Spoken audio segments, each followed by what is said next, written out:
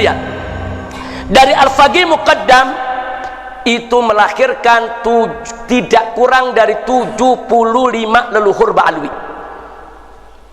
Hampir semua ada di Indonesia. Ini marganya. 75 leluhur ini 75 marga ya ikhwah.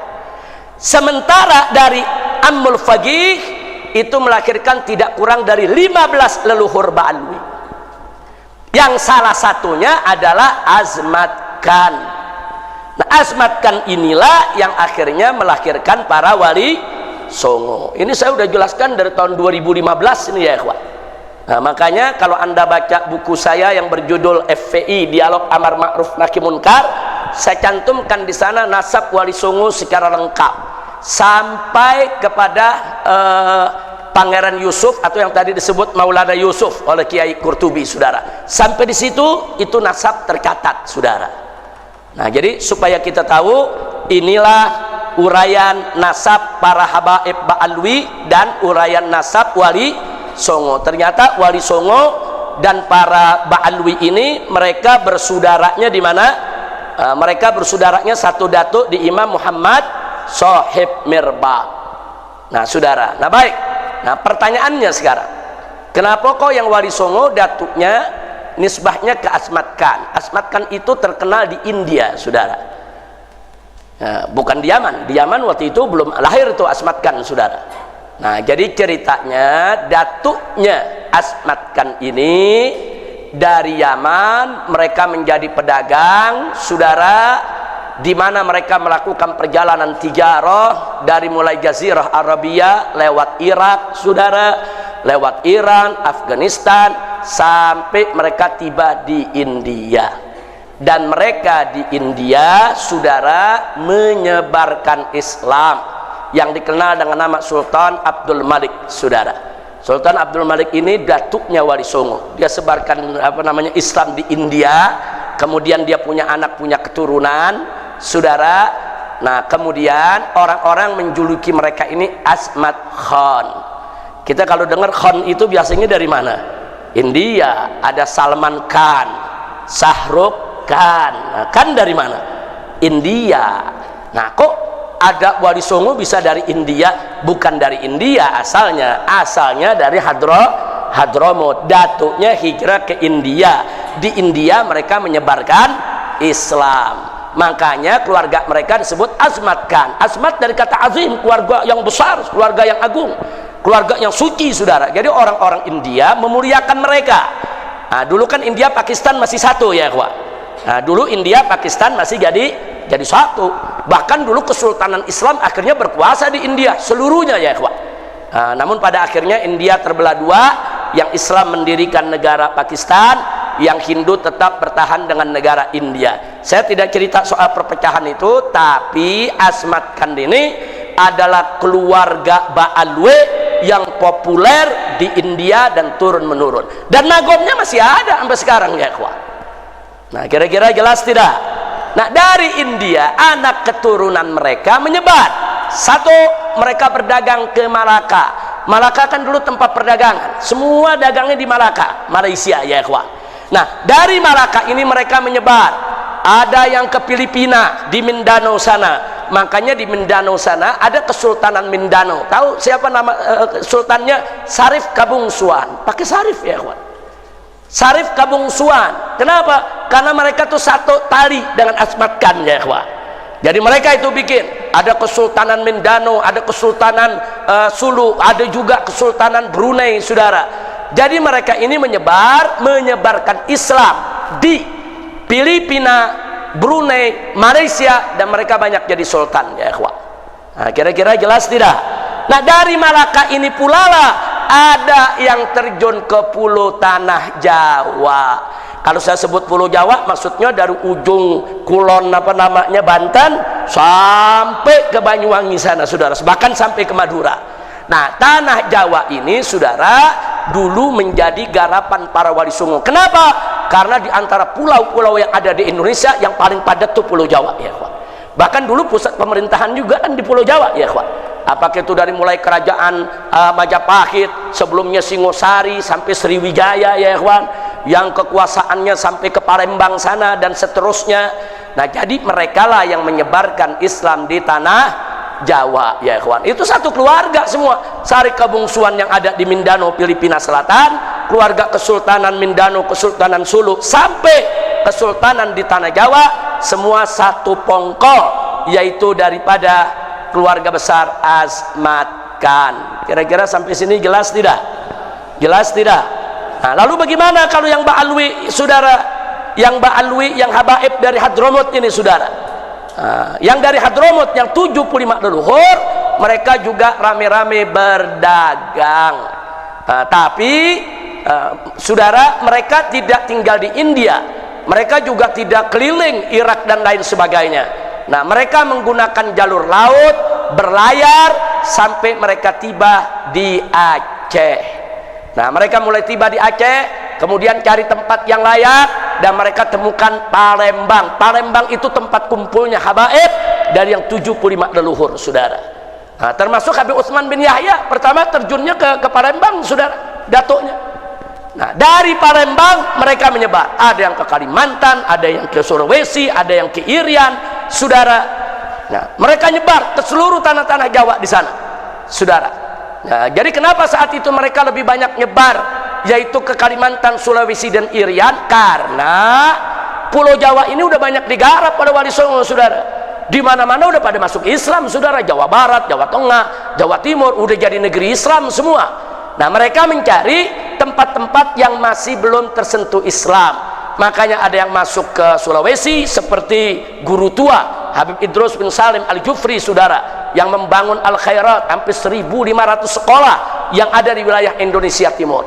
Belum lagi saudara-saudaranya Habib Utsman bin Yahya, saudara, yaitu Habib Hashim yang menyebarkan Islam di Kalimantan. Sampai ada satu juga pangeran kerajaan Kalimantan Timur, saudara, kerajaan Kutai setelah Islam, itu juru agamanya dan pangerannya adalah dari keluarga besar bin Yahya, ya ikhwan. Nah, disitulah menyebar. Jadi artinya apa?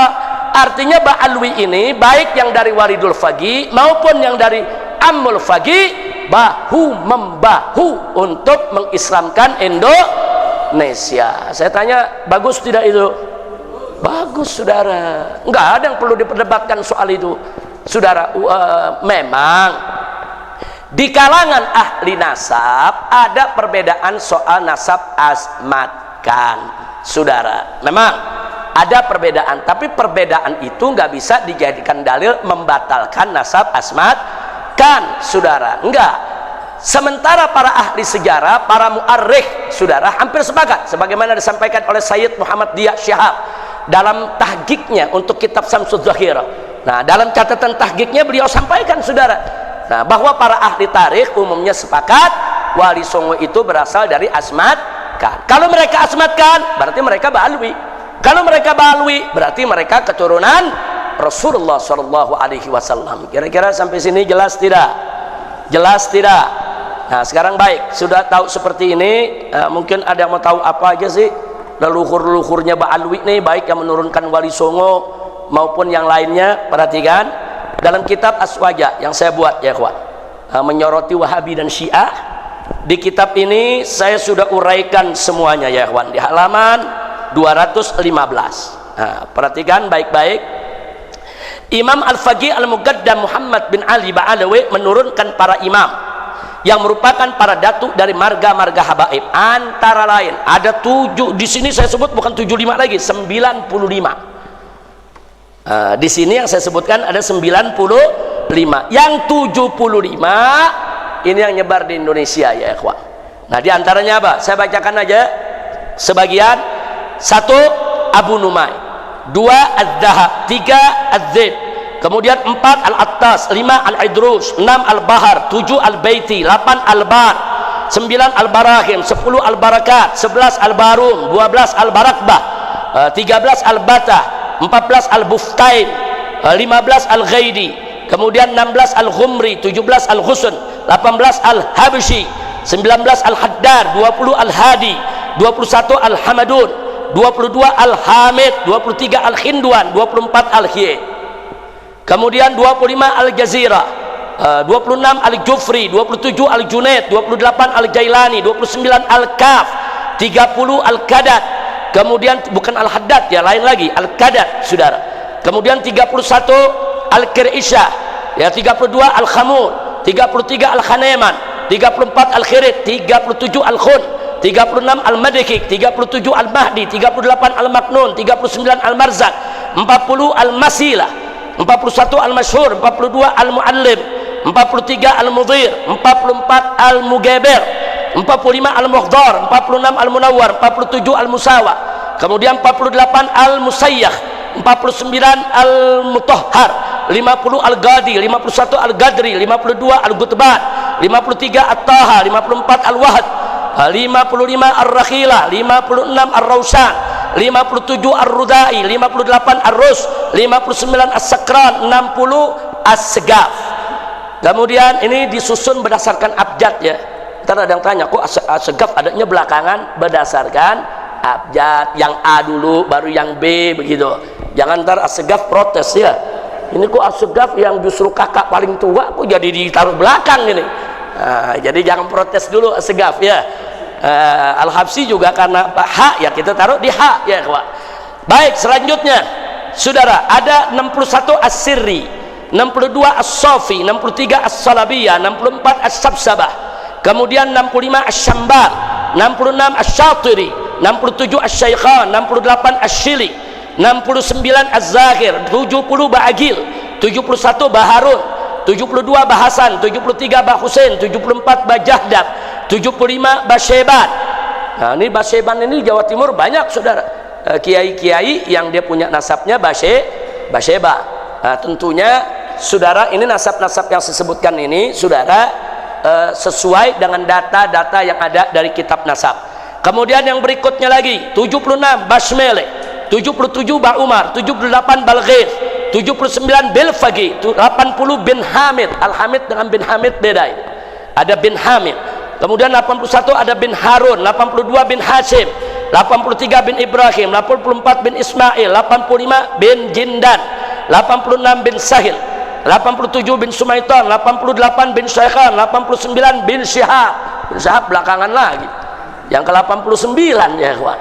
Karena S kan belakangan. Nah, kemudian 90 bin Yahya. Nah, bergandengan lah tuh bin Syihab dan bin Yahya ya. Abah Muhmi itu Muhammad ya. Baik, berikutnya 91 Fad'at, 92 Jamalul Lail, 93 Maula Dawilah. Maula Dawilah paling tua ini. Nah, namanya di nomor 93, 94 Maula Khailah, saudara. Dan 95 Syekh Abu Bakar bin Salim.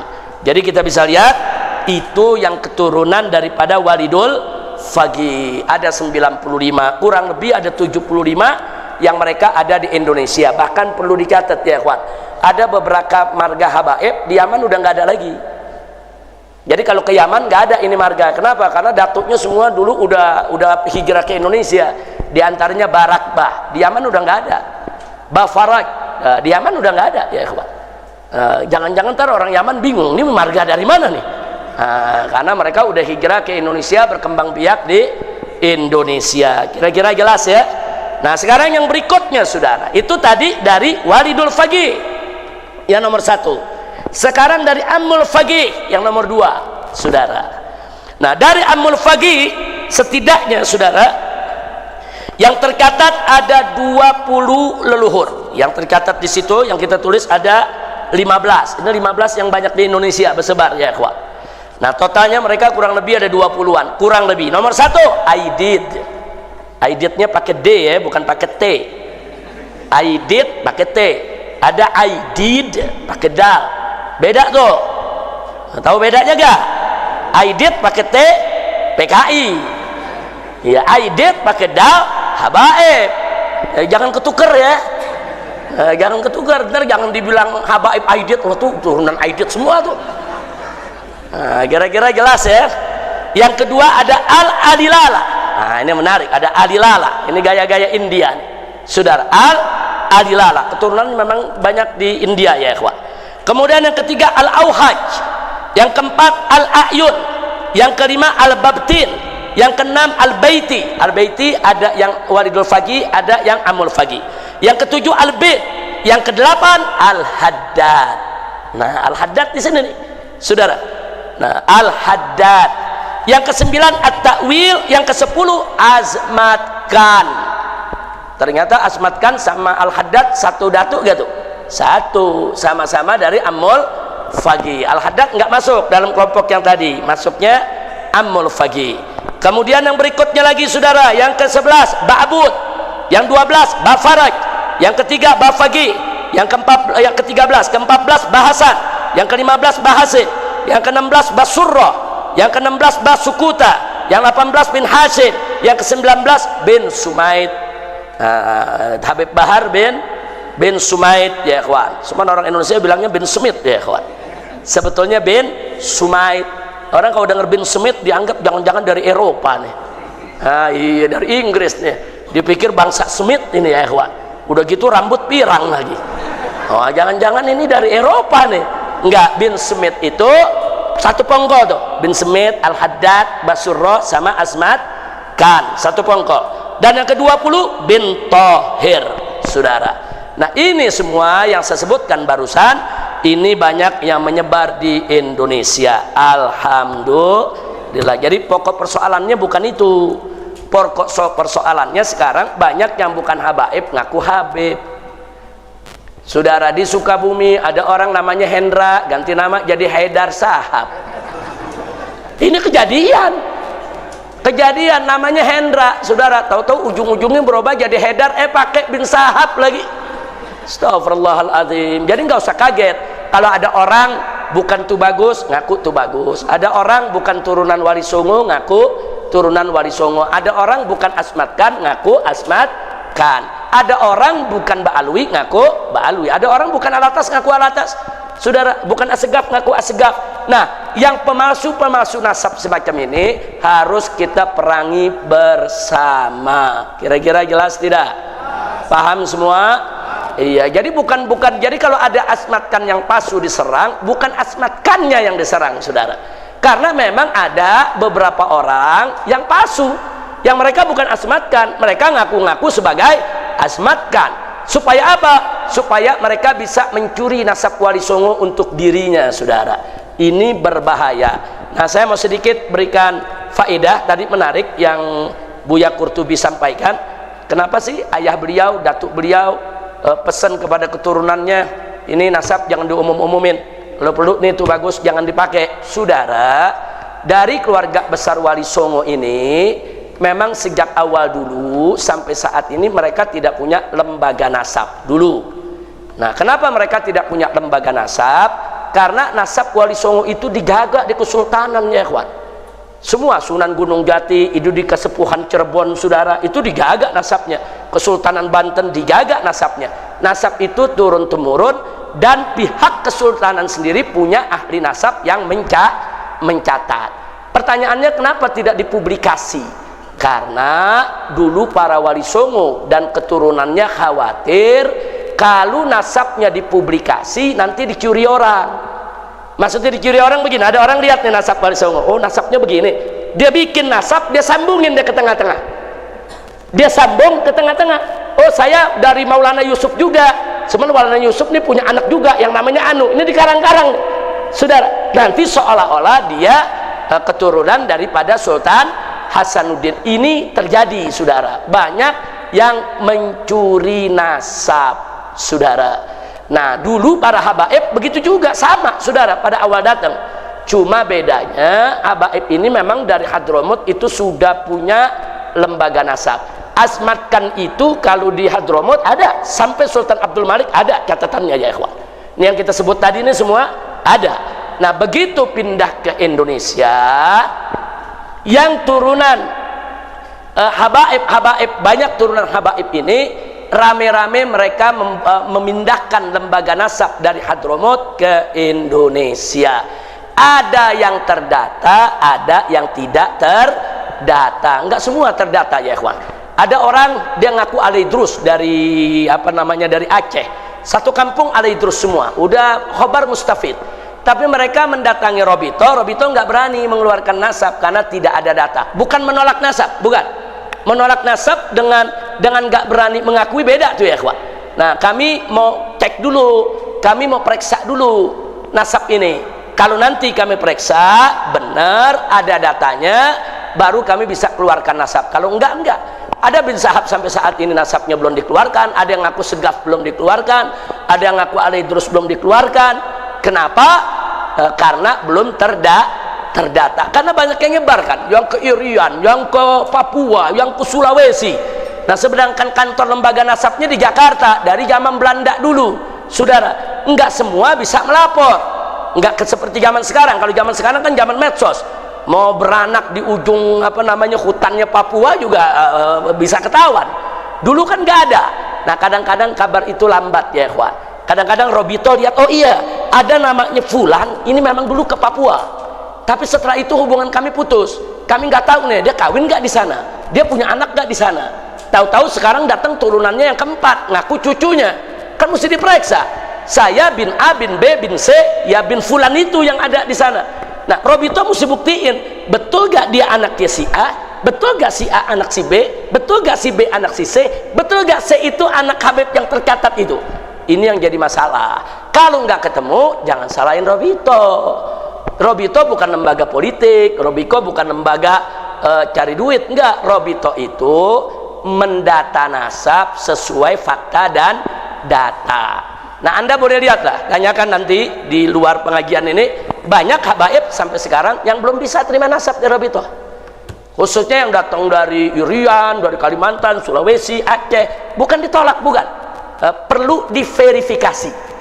Nah, ada beberapa yang diverifikasi ternyata ketemu. Contohnya Habib Zaki Al-Idrus Pakitan waktu itu pernah jadi masalah awal ya.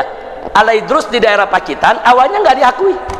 Robito nggak ngakui, Nakobatul Asraf nggak diakui, tapi diverifikasi, diselidiki di mana kubur kakeknya, di mana kubur datuknya, dicari orang paling tua yang pernah ngalamin dulu, dicari nisannya, dicari kuburnya. Setelah terverifikasi baru diakui sebagai Al-Idrus ya. Kira-kira jelas tidak?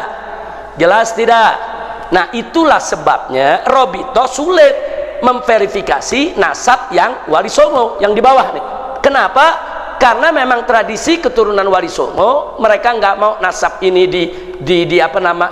disebar-sebar. Nasab ini nggak boleh banyak diketahui orang, takut-takut kalau nanti ada yang mencuri nasab, cukup diketahui oleh mereka-mereka secara turun-temurun, saudara, dengan pengakuan daripada kesultanannya. Nah, cuman kondisi sekarang sudah berbeda. Yang bukan tuh bagus ngaku tuh bagus, akhirnya mereka masuk curi nasab, dan gawatnya lagi apa? Mereka rubah silsilahnya Wali Songo.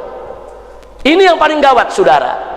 Wali Songo sebagai keturunan dari keluarga Asmat Khan Ba'alawi, saudara, itu para mu'arrikh setuju, sepakat, tidak ada masalah. Hanya ada sedikit perbedaan di antara ahli nasab, no problem, saudara. Tapi begitu Wali Songo diubah, oh Wali Songo bukan Ba'alwi, diubah dia jadi Kazimi atau jadi Bukhari atau jadi Musawi, berantakan itu nasabnya, ikhwan.